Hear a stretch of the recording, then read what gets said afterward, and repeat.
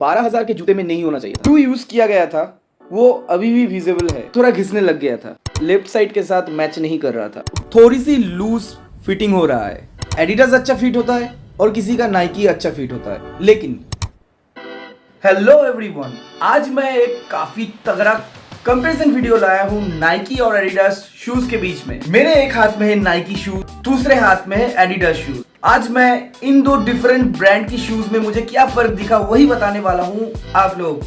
Hello everyone, मैं हूँ यान, वेलकम टू माय चैनल। काफी सारे लोगों के मन में ये सवाल आ रहा होगा कि ट्रैवलिंग चैनल में शूज कंपैरिजन के वीडियो क्या कर रहा है। एक्चुअली मैं ट्रैवलिंग के लिए एक अच्छा शू ढूंढ रहा था जो मुझे फ्लिपकार्ट में मिला, और शू डिलीवर होने के बाद कुछ दिन यूज करने के बाद जब मुझे ये फर्क पता चला तो मैं काफी डिसअपॉइंट हो गया। तो मुझे लगा कि ये कंपैरिजन आप लोगों को भी पता चले, इसीलिए ये वीडियो बना रहा हूँ। और इस वीडियो में मैं ओरिजिनल प्रोडक्ट और डुप्लीकेट प्रोडक्ट की फर्क भी बताने वाला हूँ।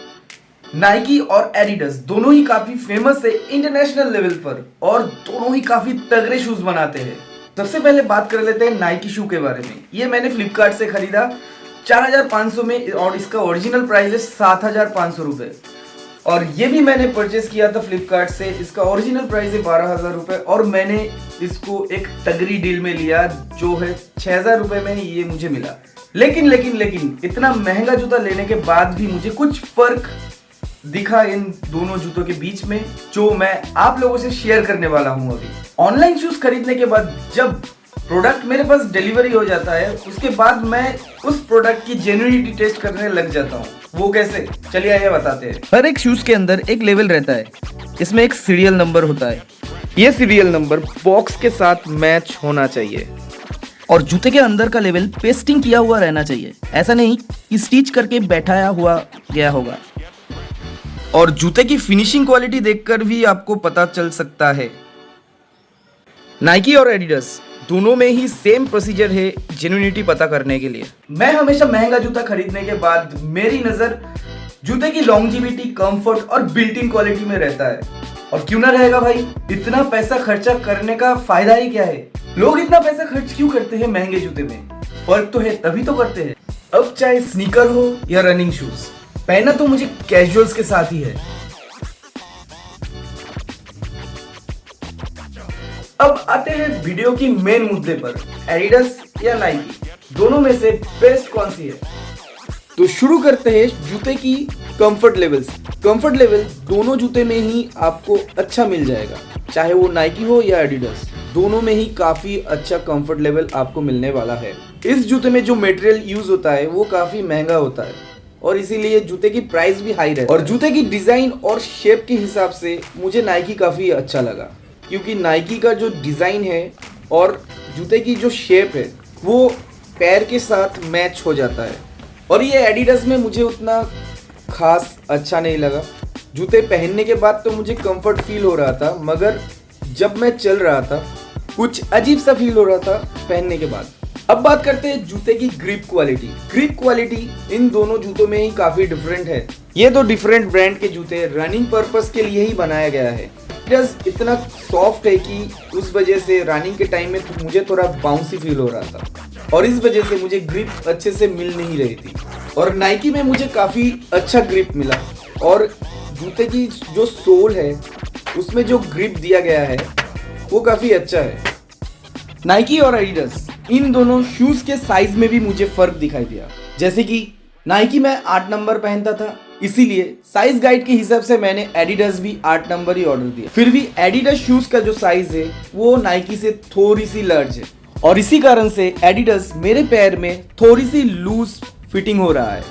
फिर भी ठीक है, किसी का एडिडास अच्छा फिट होता है और किसी का नाइकी अच्छा फिट होता है। लेकिन अब जो सीरियस डिफरेंस मैं दिखाने वाला हूँ, ये एक 12,000 के जूते में नहीं होना चाहिए था। नाइकी और एडिडास इन दोनों शूज के बीच में जो सबसे ज्यादा फर्क है वो है प्रोडक्ट की फिनिशिंग क्वालिटी। बात करें एडिडास की, तो शूज की लाइनिंग एकदम स्मूथ नहीं है, उबर खाबर सी है। इसको बनाने के टाइम में जो ग्लू यूज किया गया था वो अभी भी विजिबल है, और जूते की सोल में जो प्रिंटिंग किया गया है वो बिल्कुल भी शार्प नहीं है। 2 दिन की नॉर्मल यूसेज में ही जूते में रिंकल्स आने लग गए थे। सिर्फ यही नहीं, जूते की ग्रिप भी थोड़ा थोड़ा घिसने लग गया था। ये सब देखकर मेरे मन में अभी जूते की लॉन्जिविटी पर भी सवाल आ रहा है और अचानक से मुझे राइट साइड के जूते में एक अलग शेप दिखा जो लेफ्ट साइड के साथ मैच नहीं कर रहा था। 12,000 के प्रीमियम जूते पर इतना सारा क्वालिटी डिफरेंस मैंने एक्सपेक्ट नहीं किया था। मेरे पास जो नाइकी शू है ये आज से मैं 6 महीना पहले खरीदा था और इसमें अभी तक कोई डिफरेंस मुझे नजर नहीं आया। शू के सोल में ना ही मुझे कोई रिंकल्स दिखा और शू की जो लाइनिंग है वो बिल्कुल स्ट्रेट है और शू में जो प्रिंट किया गया है वो एकदम शार्प है और ना ही इसकी जॉइंट में ग्लू विजिबल था। हालांकि ये शू पहनकर मैं बहुत सारे जगहों पे ट्रैवल कर चुका हूँ, फिर भी इस जूते की सोल में अभी तक मुझे कोई घिसने का साइन नहीं दिखा। इस जूते की हर एक डिटेल शार्प है और ये सब चीज डिफरेंस करने के बाद मुझे नाइकी शूज की प्रोडक्ट क्वालिटी काफी ज्यादा अच्छा लगा। ये सब देखने के बाद आपके मन में भी शायद ये सवाल आ गया होगा कि मेरे पास शायद कॉपी शू आ गया है, लेकिन नहीं।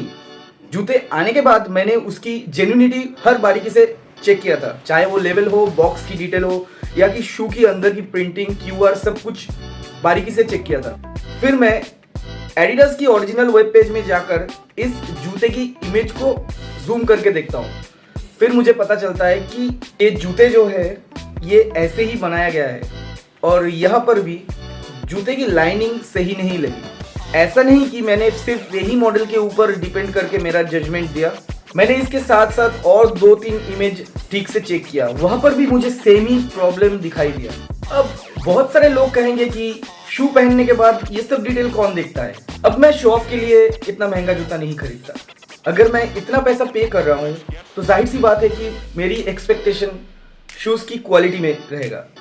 एडिडास की जो शू है ये तो मेरे पास ओरिजिनली आया था, लेकिन अभी जो डिफरेंसेस मैं आप लोगों को दिखाया यही सब डिफरेंस एक कॉपी शू और एक ओरिजिनल शू में होता है। बात करें नाइकी और एडिडास की ईयरली सेल्स रिपोर्ट की तो नाइकी की सेल्स काफी ज्यादा है। शायद यही सब रीजन होगा जिसके लिए लोग नाइकी ज्यादा पसंद करते हैं।